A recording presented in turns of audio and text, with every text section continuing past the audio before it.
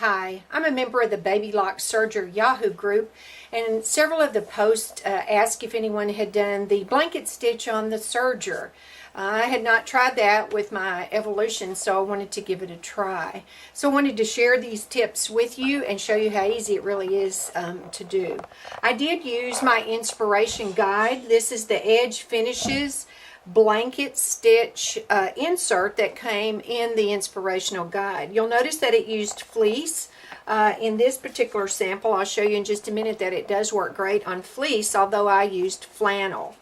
I also refer to my threading guide. I use this for everything just to double check. Now, I think originally on the project that I made for my friend, I used the 2-thread flat lock wide. However, in doing what I'm going to show you, I actually did use the 2-thread blanket stitch on our threading guide. So there are a little bit of differences in the setup for it. But the project that I originally did was on 2 layers of flannel. I'm using a 12-weight blendable cotton thread. Originally, I used the regular serger foot, and I thought it did pretty good. But today I'm going to be using the new curved foot that also fits on the Evolution. And I think you'll see that it does work quite well. Just to show you also the samples here that I just kind of ran to see how they worked. This is the fleece, and you can see that it's a very nice little stitch, and I just used two layers to run a sample. I always like to document what I'm doing and the reference. My guide pages are in a plastic sleeve, so I'll just drop these down in there so that I can refer to these later on. So again, this was just another sample.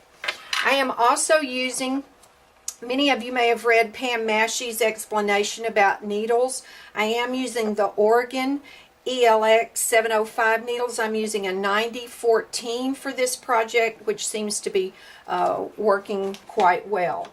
For the setup, I just want to point out a couple of things. Again, I'm going by the settings that came with my machine. I'm using the left overlock needle.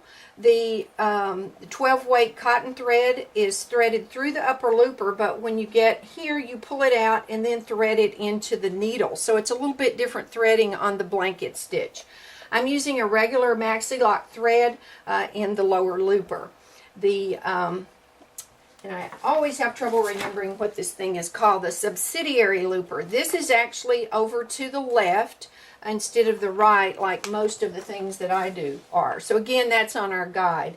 I'm using an overlock stitch, and we're on the stitch selector A over here. So we're all set up and ready to go. I've just cut out a small sample of 2 layers of flannel. Another little tip, I use this, I know we can use a can or a lid or something to cut these corners, but this is a very handy little tool, I think. It's called Round the Corner, and it's a June Taylor template.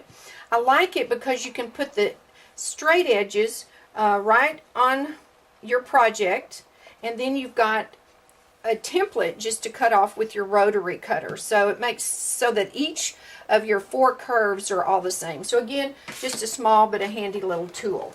So we're ready to go. I have my blade so it'll cut, and I'm going to start over here kind of in the middle of the project, not on the curve. One of the keys to this is to also use a piece of water-soluble stabilizer. You want to be able to cut off just a piece of this, so I've just cut some strips.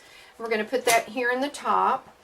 And again, I'm using the curved foot, which I did not use on my original project because I didn't have it yet.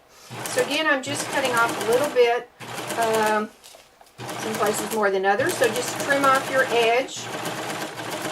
And I do like this foot. I think it does make it much easier. You can do it with the regular foot. I found that I just went a little bit slower than what I'm doing right here. So most of us that serge, fast is good. So, again, I'm just going around these curves with this new foot. We're just taking a little bit off, but again, I'm using one layer here of water-soluble stabilizer, the clear kind. This kind pulls apart better. You don't want to use your the cloth type, and you'll see why here in just a minute. So again, now when I get around to where I have started, I'm just as my cutter cuts that stitch, I'm going to lock my blade and then do several stitches over what I had stitched previously, again just to kind of lock off that area. Alright, so let's see what we've got. So here's our little blanket, and what we're going to do now is just pull so that we can bring up our decorative thread to the top of our blanket. And again, my little sample. Can you see how this is just pulling this thread up to the top? So just go all the way around. And again, this is what I did on the blanket. So you want to sew on the right side of your project. Little blanket that I made, I just programmed in her name and stitched that on the different layers, the 2 layers, before I started this part. That way it is reversible. So again, I'm just all the way around this. I'm pulling the water soluble to bring up that decorative thread. Once we've done that, then you can see now how easy it is to pull off your water soluble.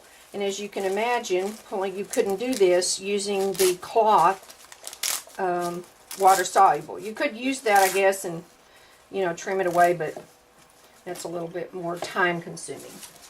And so now what we're going to do is just trim where we've already stitched over here. You do want to be sure that you've gone all the way around to where you started. Okay, so this is what our 12-weight cotton blendable thread will look like on our project. I'll just toss this in the washer. I will wash this before I give it to my friend with a note, and I think moms appreciate this, that the project has already been washed and is ready to use. So it's been a fun little project. I hope this helps you try this out on either flannel or fleece. It's a great, simple little project when you have the right kinds of tools. Thanks for watching. This is our first YouTube video.